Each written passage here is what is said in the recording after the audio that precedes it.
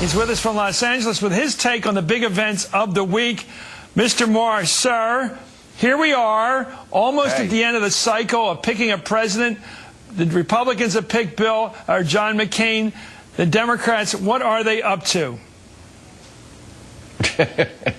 You know, when I was a kid, I remember my father and mother, who were like dyed-in-the-wool Democrats, liberal Democrats, they would always tear their hair out because they would say, you know, the Democrats are the party that's never organized. They're always fighting amongst each other. The Republicans are organized. They get up in the morning.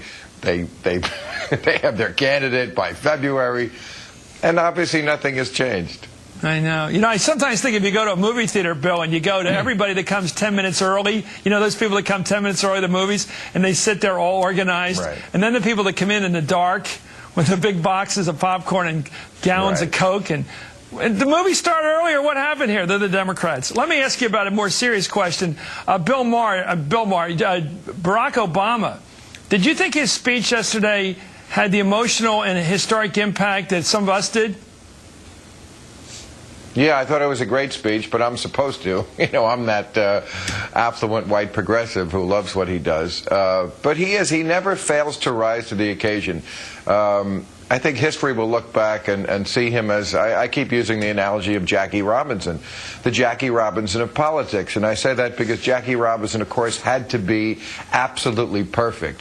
When Branch Rickey picked Jackie Robinson, he picked him not just because he was a great ball player, but he said, I need the guy with the exact right temperament, the guy who can take it when they yell out racial epithets at him in St. Louis. And that's Barack Obama. The way he is threading this needle, too black, too white, it's just amazing. Not everybody's going to love that speech. I think there's a lot of, you guys have been talking about it, you know, blue-collar workers, Reagan Democrats, whatever you want to call them. But people who think, well, you know, we had a racial problem in this country, but that all ended when Bill Cosby got a TV show in 1980. What's all the talk about race? So there's that guy who is never going to be swayed by this speech or any speech. But it was such a pleasure to hear a speech for adults to adults that didn't pander, that was eloquent. You know, it's like reading a book nowadays, Chris. You know, so much writing it's not really writing. You read a John Grisham book, and it's like, you know, it's just an outline for the script for the movie. And then once in a while you read great writing, and you go, oh, what a pleasure. And that's what it was like to listen to that speech for me. You know, you're right about Branch Rickey and Jackie Robinson. I must say, as a Philly guy, a lot of that was coming from the Phillies dugout, that really bad stuff, that trash talk against Jackie Robinson. Oh, it was everywhere. Yeah. Let me ask you about... well, Boston, too. That is, well, I'll say no more about that one. I can talk about my city. Boston's trickier when it comes to that topic. Let me ask you about the grandmother comment. I guess a lot of us were taken with the fact that he's defending his relationship with his minister, Barack Obama is, with Jeremiah Wright. And then he offered a parallel, which was his white grandmother. He had white grandparents on his mother's side. And the way she talked about black men and her fear of them, the stereotypical language she used and made him cringe as a young boy who was black. What did you think of that? Did she introduce that very personal, almost ripping the scab off American, sort of the secret talk that goes on in our different racial dugouts? Well, when black folks get in trouble, Chris, they always go to the grandmother. But I thought it was very affecting. Actually, what I thought was that Americans are so narcissistic. They're such navel gazers. They only live in their own little world. It was just astounding to me that in 2008, somebody had to go through the ABCs of what racial relations are like in this country that people still don't know. I mean, people wouldn't know what goes on in a black church. They could be preaching jihad every week and nobody would know about it.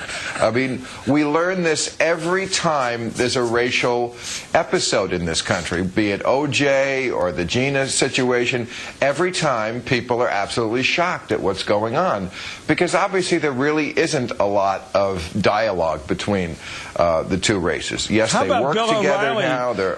How about Bill O'Reilly being surprised that people at a restaurant use knives and forks and spoons, and they right, and he was so amazed that up in Harlem that they actually used utensils.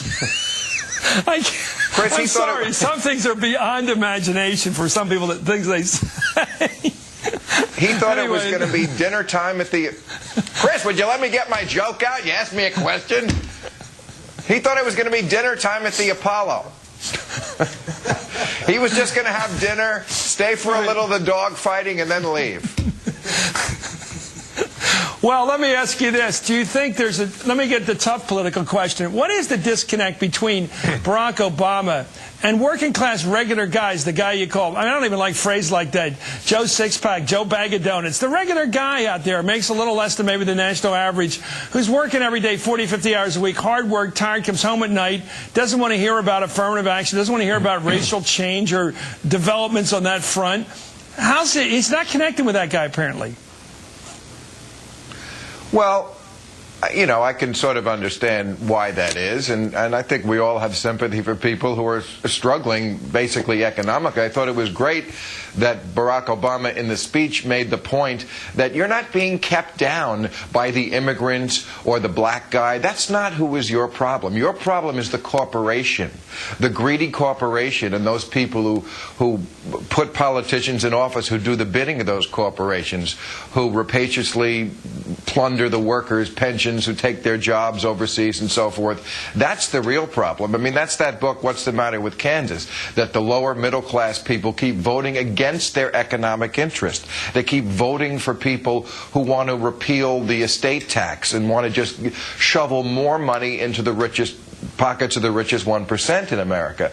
That's the challenge for a politician like Obama, or really any Democrat, is to convince those people who their real problem is. And their real problem is that corporations have taken over America. Well, great. It's great to have you on, Bill. You're a thoughtful guy. I agree with almost everything you say. But John McCain's going to be tricky, though, for the Democrats, because he's a war hero. And although you list that list of attack on the Republican policies, if you're a regular person, how it hurts you economically, suppose they go into that voting booth in November and they don't choose between their economic interests and the richer guy's economic interests. They choose the war hero, the guy they identify with, personally.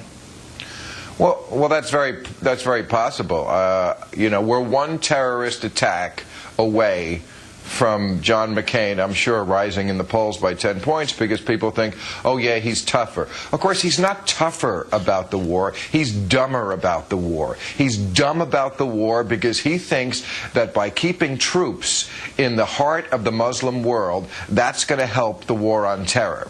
That's exactly what started the war on terror. That's why bin Laden was so angry at the U.S., is because we had troops in Saudi Arabia. And we pulled them out after 9/11, by the way. Of course, then we go right back in and plant them in the heart of the Muslim world and build Pizza Huts. That's why young Muslim men want to come here and blow themselves up and kill us. And until we solve that mental problem, we're never going to win this war on terror. It's not about what happens in Iraq. We need to get out of Iraq, not build bases there.